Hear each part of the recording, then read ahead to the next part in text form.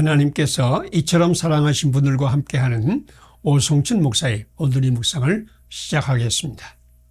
오늘의 제목은 그의 나라와 의를 구하면 이 모든 것을 더하십니다. 오늘의 말씀은 사무엘하 12장 15절에서 23절, 마태복음 6장 31절에서 34절입니다. 내가 금식하고 온 것은 혹시 여호와께서 불쌍히 여기사 아이를 살려주실는지 누가 알까 생각함이오니와 지금은 죽었으니 어찌 금식하랴. 내가 다시 돌아오게 할 수 있느냐?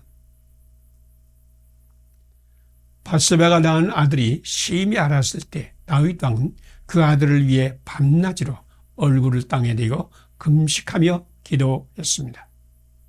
그런데 그 아들이 7일 만에 죽었습니다.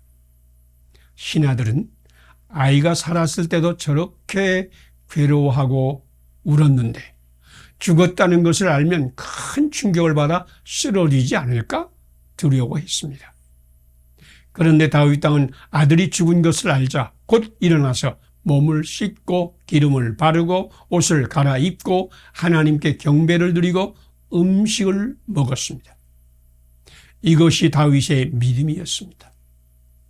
아이가 살아있을 때 내가 금식하여 운 것은 혹시 하나님께서 불쌍히 여기사 아이를 살려주실는지 누가 알까 생각함이거니와 지금은 죽었으니 어찌 금식하랴. 내가 다시 돌아오게 할 수 있느냐? 사람의 생사화복은 하나님의 손에 달렸습니다. 다윗은 하나님의 자비를 구했습니다. 그런데 하나님의 뜻은 다윗의 생각과 달랐습니다. 아들의 죽음은 다윗에게 충격이었으나 그것은 온전하신 하나님의 뜻이었습니다. 그 아들은 이제 영혼에 속한 자가 되었고 더 이상 간구의 대상이 아니었습니다. 그래서 그는 하나님의 뜻을 아멘으로 받아 하나님께 경배 드렸습니다. 우리는 하나님의 자비와 은혜를 구하여 밤낮으로 엎드리고 금식하며 부르짖어 기도합니다. 그 이유는 혹시 여호와께서 불쌍히 여겨 우리의 뜻이 이루어질까 해서입니다. 그러나 하나님의 뜻은 우리보다 엄청나게 크고 넓고 오묘합니다. 다윗의 간구가 응답되지 않은 것이 곧 하나님의 뜻입니다. 우리가 응답받은 것도 하나님의 뜻이며 응답받지 못한 것도 하나님의 뜻입니다. 그러므로 우리는 응답받을 때나 응답받지 못할 때나 감사하고 찬양할 것입니다.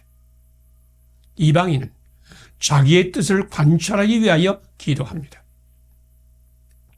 그러나 우리는 하나님의 뜻이 이루어지기 위해서 기도합니다.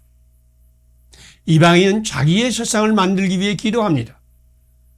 그러나 우리는 하나님의 나라가 임하기 위해서 기도합니다. 우리 간구에 하나님의 응답이 어떠하든지 그것은 하나님의 뜻입니다. 지금 당신이 응답받았든지 받지 못했든지 당신의 간구로 하나님의 뜻이 세상에 이루어지고 있으며 당신의 기도로 세상에 하나님 나라가 들어오고 있습니다. 함께 기도드리겠습니다. 오직 아들을 마음에 품고 하나님의 자비를 구하는 다윗 왕에게 하나님의 뜻을 기쁨으로 받게 하신 하나님, 나도 내일 일을 염려하지 말고 하나님의 나라와 의만 구하게 하소서. 자기를 마음에 품고 기도하며 내일을 걱정하는 자에게 사랑의 주님을 소개하게 하소서. 예수님 이름으로 기도드립니다. 아멘. 오늘의 실천상을 함께 나누겠습니다.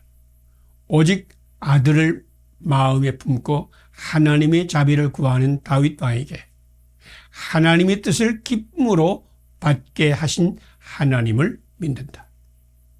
나도 내일 일을 염려하지 않고 하나님의 나라와 의만 구한다. 자기를 마음에 품고 기도하며 내일을 걱정하는 자에게 사랑의 주님을 만나게 한다. 감사합니다. 오늘도 하나님이 함께 하시는 축복의 날이 되시기를 바랍니다.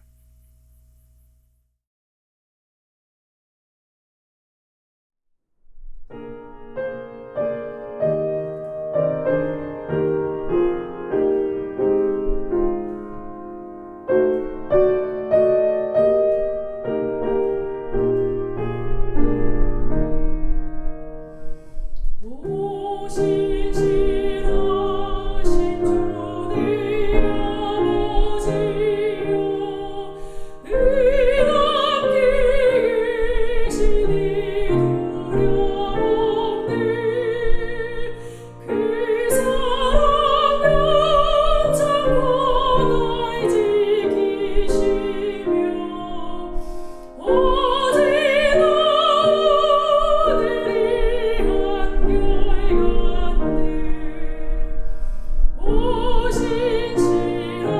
주